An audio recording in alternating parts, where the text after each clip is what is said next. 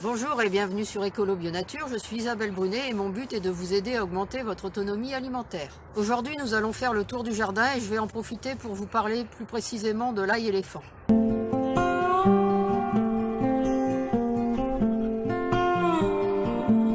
Alors toujours beaucoup d'hélianthus.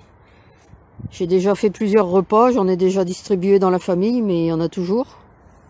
Parce que ça, les productions sont énormes. Alors ici, les quelques choux kale ne sont pas très brillants. Mais ils vont repartir dès que la température sera plus douce. Alors vous voyez, j'ai couvert mes buttes de feuilles. Et en dessous, pour certaines, il y a du fumier de cheval. Alors là encore quelques radis d'hiver. Un peu de blettes. Ici j'ai encore un peu de salade, un peu de bourrache. Alors, les salades commencent seulement à débuter leur cœur. Alors ça ce n'est pas un pissenlit, hein, c'est de l'aurélia. C'est une salade qui ressemble au pissenlit. Alors la valériane comestible qui me sert de mâche, ben là c'est la fin maintenant. Alors ici les choux-feuilles s'étalent un peu. Le gel, j'espère, a tué les dernières chenilles, parce que c'était encore bien mangé. Et là, ça devrait aller mieux. Et ça a fait du bien, par exemple, aux choux palmiers noirs de Toscane.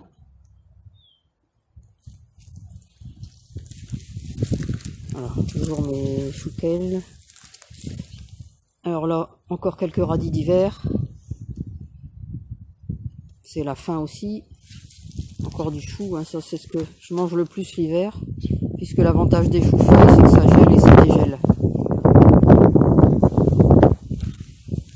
Alors ici aussi encore quelques radis qui n'ont pas trop souffert du gel, mais plus des chenilles. Là ça doit être des radis noirs longs. Alors on fait un tour rapide hein, parce qu'on est au mois de janvier, il n'y a pas grand chose à voir. Alors là, mon citronnier qui n'a pas trop apprécié le gel. J'espère que ça va aller.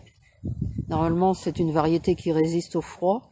Mais comme il vient d'être planté, je ne sais pas s'il a eu le temps vraiment de bien enfoncer ses racines pour pouvoir supporter le gel.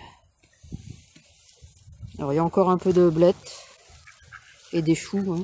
Ça, il n'y a pas de problème. Enfin, si les canards nous en laissent un peu. Là, tout le monde se promène, tous les canards. Alors ici, il y a encore du nettoyage à faire, vous voyez. Avec au passage un citronnier, Trifolia. Alors je vous disais, il y a encore du nettoyage à faire, il y a encore de l'herbe à enlever. Et puis à recouvrir de feuilles, comme ici par exemple dans le kiole. Alors là, il y a du fumier de cheval aussi en dessous des feuilles. Alors le fumier de cheval, je mets à peu près une année sur 2 ou 3. En général, plutôt une année sur 3. Alors c'est même pas du fumier, d'ailleurs, je vous dis une bêtise, c'est du crottin pur. Il n'y a pas de paille dedans. C'est que du crottin. Donc je peux le mettre frais, comme c'est que du crottin. Il n'a pas besoin d'être forcément décomposé, comme si c'était du fumier, c'est-à-dire un mélange de paille et de crottin. Alors encore des choux.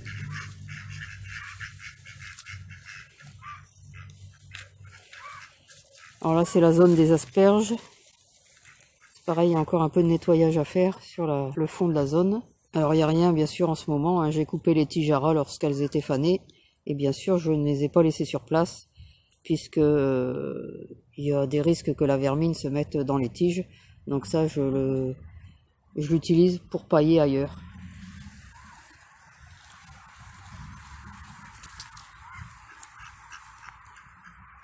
Alors ici toujours des choux, la molène, les choux. Celui-là c'est un chou sibérien. Alors là il y avait mon fuchsia en arbre, mais je suis pas sûre qu'il ait supporté le froid. Et à côté j'avais mis un pied de lavande. Donc ici j'ai commencé à démarier les poireaux perpétuels parce qu'ils sont trop serrés et du coup ils restent tout petits. Donc j'ai commencé à en mettre un peu plus loin. Mais j'ai encore tout ça à démarier et à trouver un endroit pour les mettre. Donc là pour le moment j'ai pas encore paillé la zone. Alors la mare, alors là, je suis bien embêtée en ce moment parce que les canards vont dedans, ce qui n'était pas prévu du tout, c'était pas fait pour eux. Donc je dois les empêcher dès que je les vois. Mais ils m'ont retourné tout un tas de pots avec des plantes qui étaient dedans, évidemment, et qui se retrouvent de ce fait au fond de l'eau. Et ces plantes étaient sur des pierres parce que justement elles ne devaient pas être complètement au fond. Et là, comme ils sont allés dedans, ils m'ont tout retourné. Et bien sûr, moi je vais pas aller dedans en ce moment. Hein. Donc je suis pas certaine qu'elles repousseront au printemps. J'aurai peut-être que mes massettes. Et puis un peu de prêle américaine qui traîne entre deux. Alors vous voyez, je mets un peu de crottin. Et là, crottin et feuilles. Pour l'année prochaine, la zone qui est là-bas, c'est pour les courgettes. Alors, on va arriver à l'ail éléphant. Alors, il y en a par exemple ici. Vous voyez. Alors, je vais essayer de vous trouver un endroit où on le voit mieux. Enfin, je vais quand même descendre un peu plus ici, pour que vous voyez la façon dont c'est fait. Alors, on va aller le voir. J'en ai un peu partout. Hein. Il y en a par exemple ici. Et on va les se mettre à côté. On verra encore mieux. Et je vais vous expliquer pourquoi je mets de l'ail éléphant. D'abord ici, on est quand même dans le nord de la France. Donc on est dans une région humide. Donc je réussis pas bien l'ail. Souvent il pourrit. Mais bon. Alors cet ail éléphant, c'est ce qu'on appelle aussi ail d'Orient. Allium ampeloprazome. C'est une alliacée vivace. Et vous voyez, on est au mois de janvier. Elle est déjà pas mal sortie. Et regardez bien les feuilles. Et ça, au niveau implantation des feuilles, ça ressemble à un poireau. Parce qu'en fait, c'est une plante qui se situe entre l'ail et le poireau. Alors une fois que c'est grand, ça a une tige, on va dire 1 mètre environ. Et des larges feuilles, vous voyez.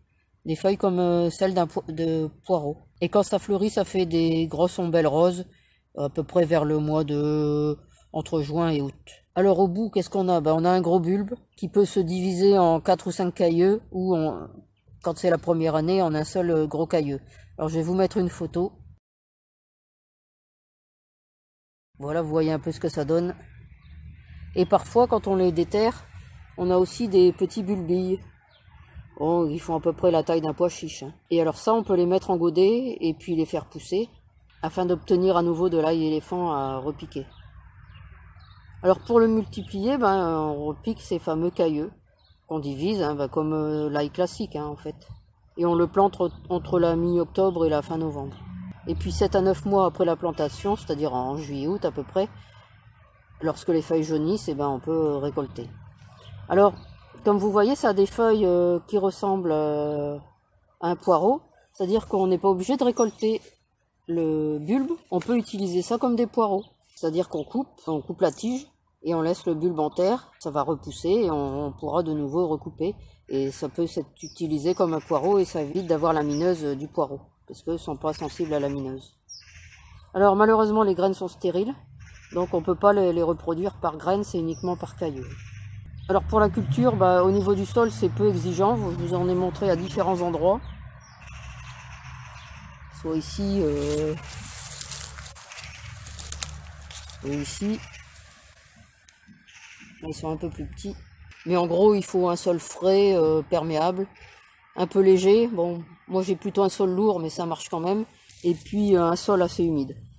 Donc ici, comme il pleut assez souvent, ça lui convient. Mieux que l'ail qui pourrit.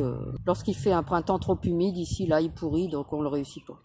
Et l'avantage, c'est qu'il supporte aussi bien le froid que la chaleur. Donc pour moi, c'est vraiment une plante que j'apprécie et que je préfère mettre plutôt que de l'ail. Alors au niveau du goût, c'est un goût entre l'ail et le poireau. C'est un peu moins fort que l'ail.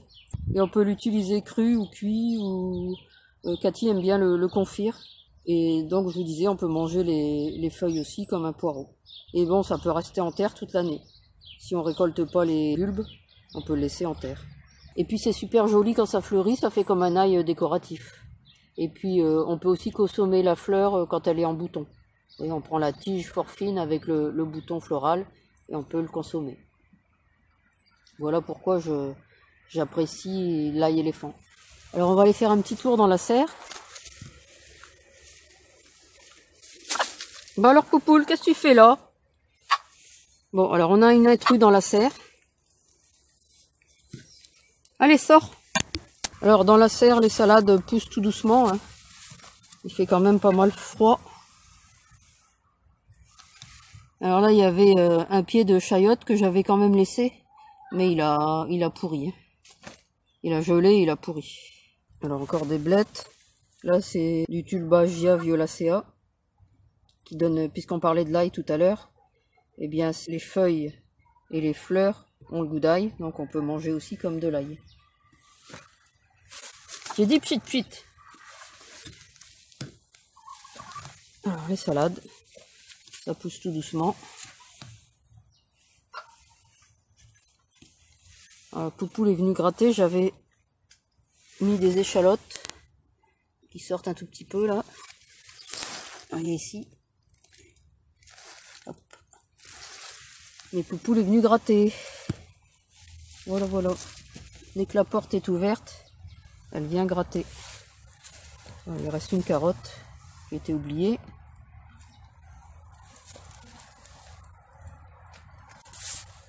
Alors ça, elles seront bonnes à manger au printemps, hein, les salades. Elles feront leur cœur au printemps, mais ça m'empêche pas de récupérer des feuilles. Et le pied de céleri.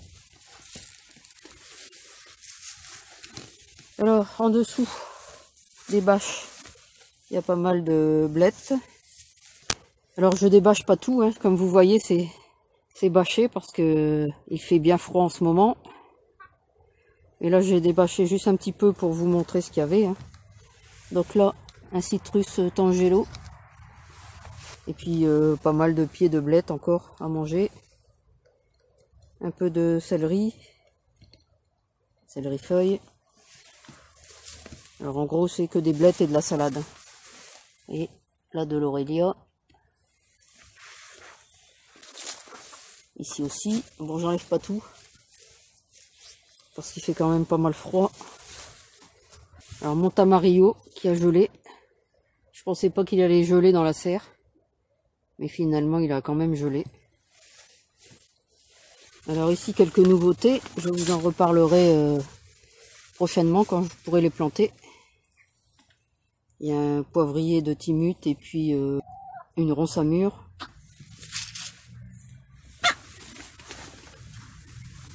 Alors juste un petit peu là pour vous montrer la clétonne de Cuba qui est en train de sortir. Et il y a un peu de moutarde japonaise qui suit.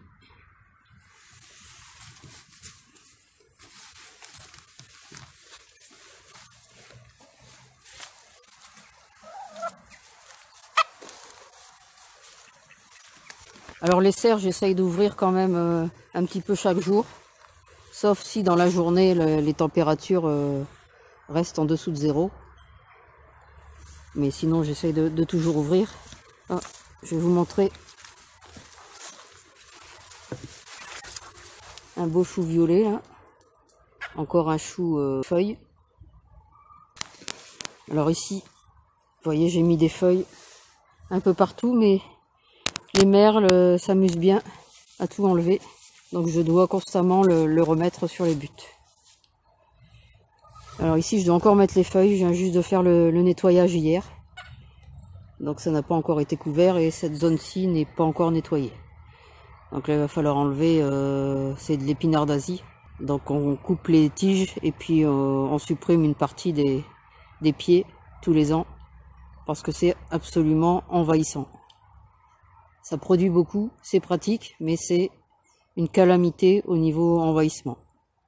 Donc quand vous voulez mettre de l'épinard d'Asie, vous avez intérêt à mettre une barrière anti-rhizome.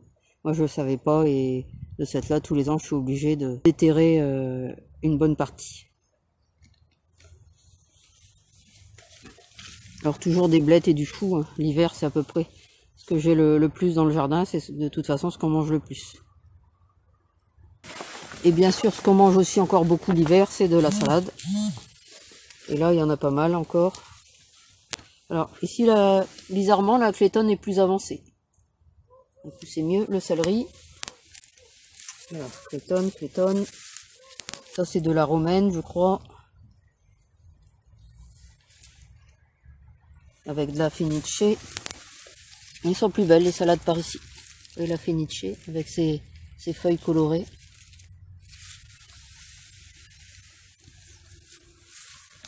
Alors ici la cocarde qui est en train de monter. C'est la fin. Elles auront bien tenu. Alors la cocarde je la sème au printemps. C'est ma salade de printemps. Et à l'automne. Parce que c'est ma salade d'hiver. C'est ma salade préférée. Je devrais choisir qu'une seule salade pour toute l'année, ce serait la cocarde.